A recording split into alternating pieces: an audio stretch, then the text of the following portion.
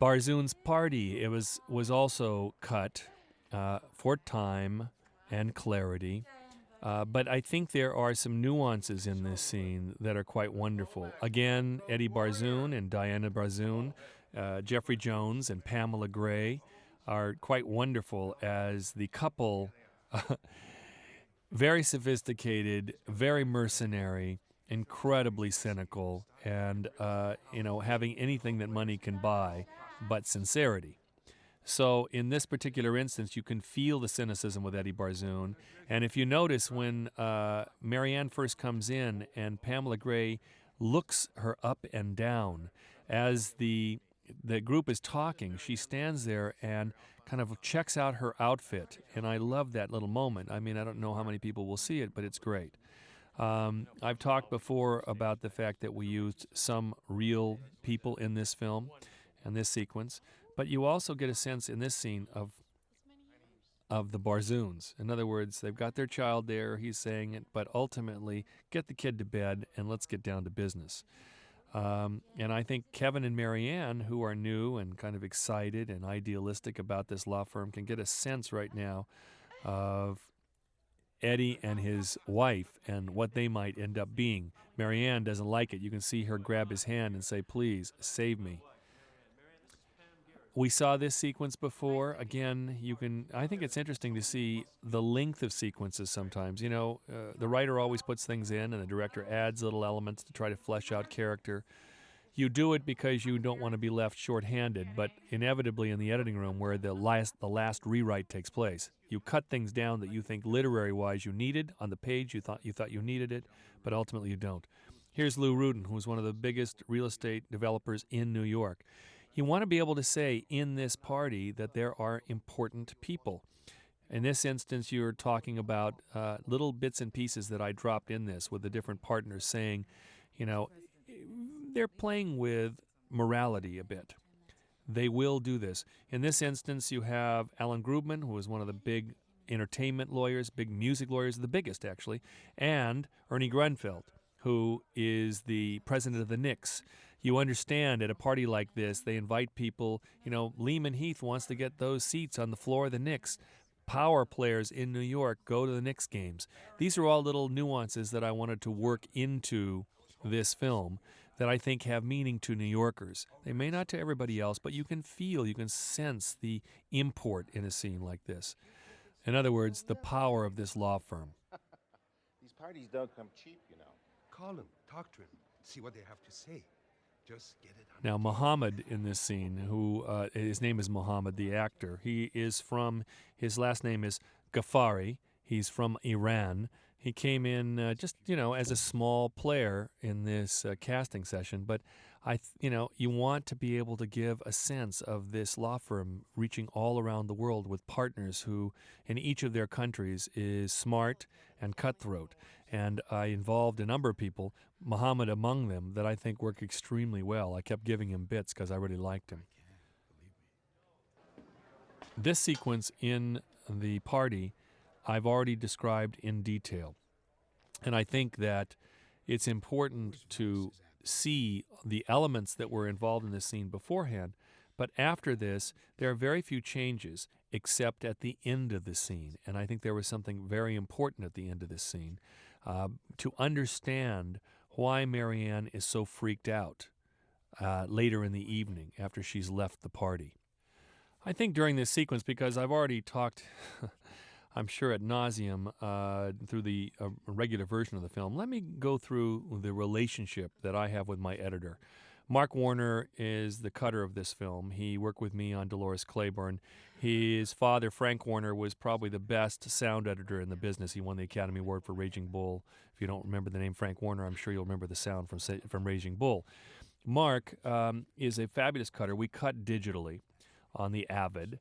And I always shoot my scenes. I know exactly what I shot. I then look at dailies. I make choices. But Mark is not with me on location.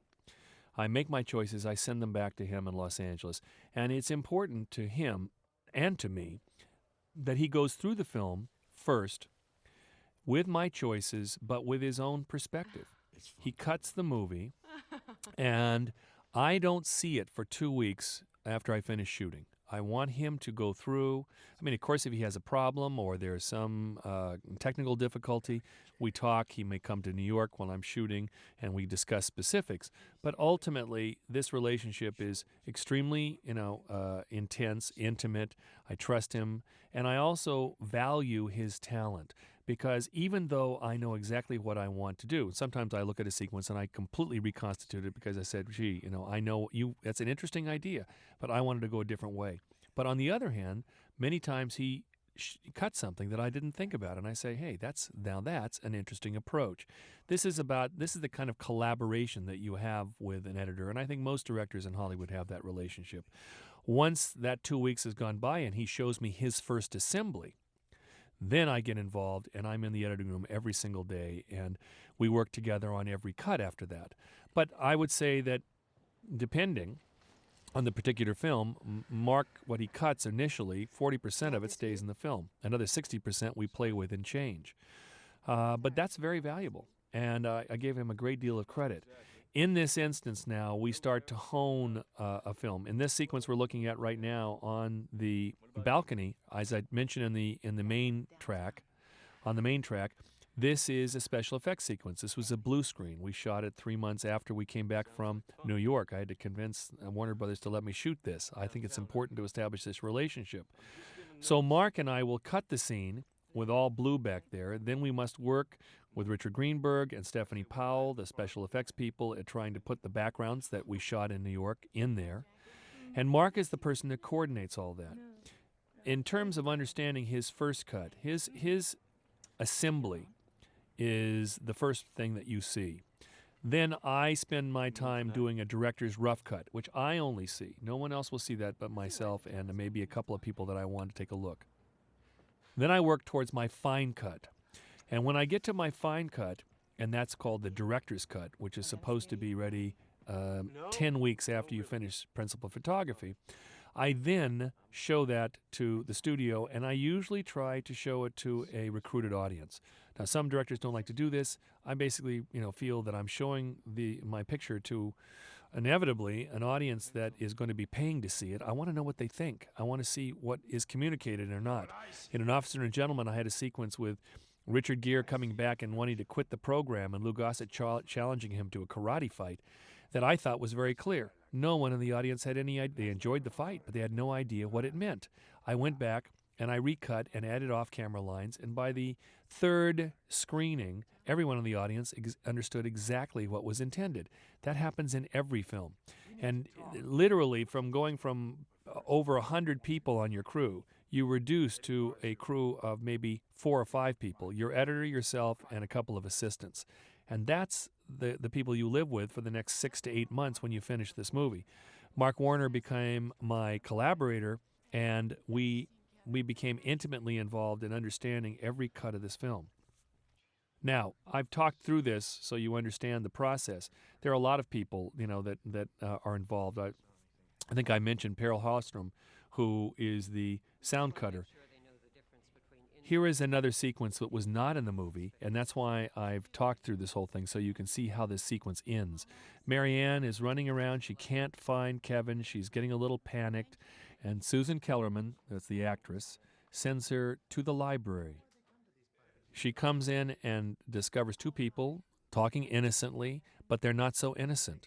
That's Paul Benedict, a wonderful New York actor, and that's Caprice. Oh my God, there's a menage a trois going on. This law firm is a little too sophisticated and dark.